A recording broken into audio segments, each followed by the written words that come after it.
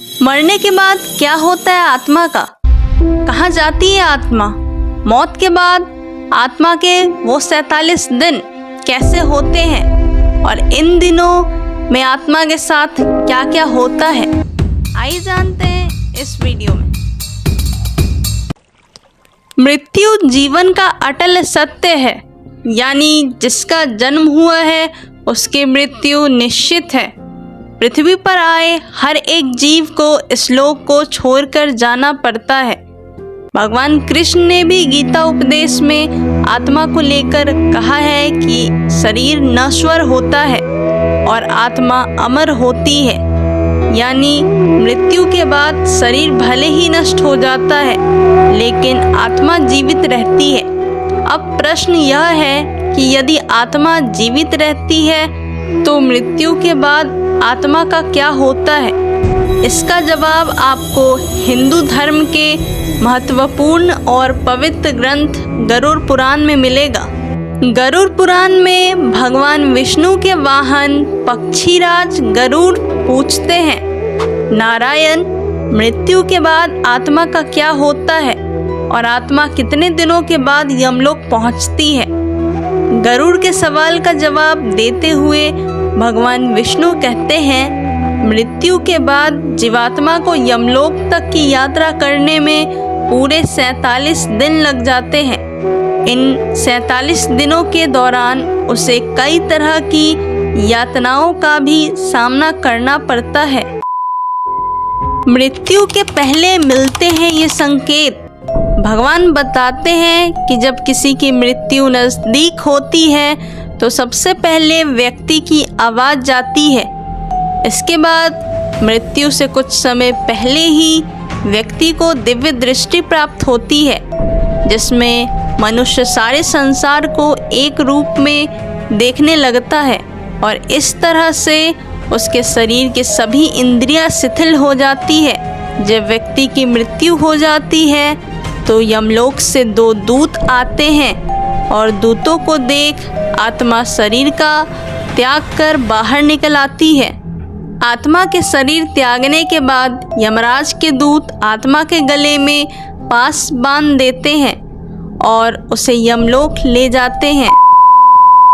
मृत्यु के बाद 13वीं और पिंडदान क्यों जरूरी है? मृतक व्यक्ति ने यदि अपने जीवन में पाप कर्म किए होंगे तो यमदूत पापी आत्मा को गर्म वायु और अंधेरे रास्ते से यमलोक ले जाते हैं और मार्ग में उसे कई तरह की यातनाएं झेलनी पड़ती है।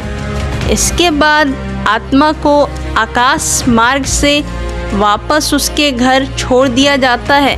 कहा जाता है कि मृत्यु के बाद मृतक की आत्मा अपने परिवार वालों के साथ पूरे 13 दिनों तक रहती है और मृत्यु के बाद होने वाली अंतिम क्रियाओं और रस्मों को भी देखती है।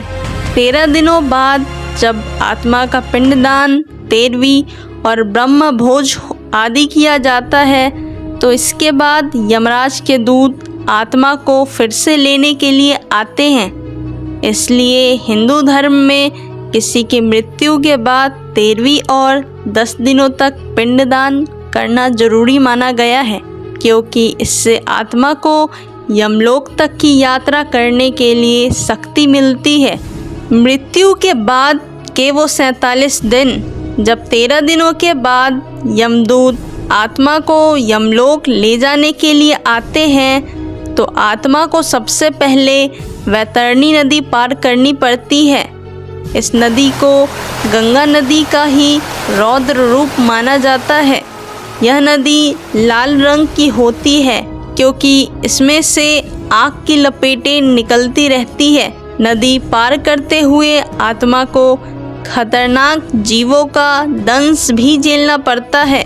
इन नदी को पार करने में पूरे 47 दिनों का समय लग जाता है, लेकिन यदि व्यक्ति ने अपने जीवन काल में अच्छे कर्म किए हो या गौदान किया हो तो उसे ये यातनाएं नहीं झेलनी पड़ती है, क्योंकि उसी गाय की पूंछ पकड़कर आत्मा वैतरणी नदी को पार करती है।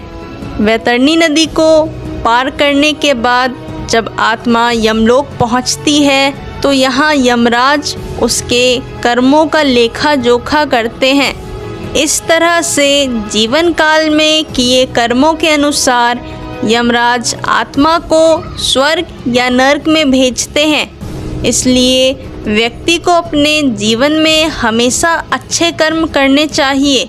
मृत्यु के बाद आपके कर्म ही आपके साथ जाते हैं। वीडियो अच्छी लगी हो तो लाइक करें और चैनल को सब्सक्राइब करें ताकि ऐसी वीडियोस आप तक पहुंचती रहे।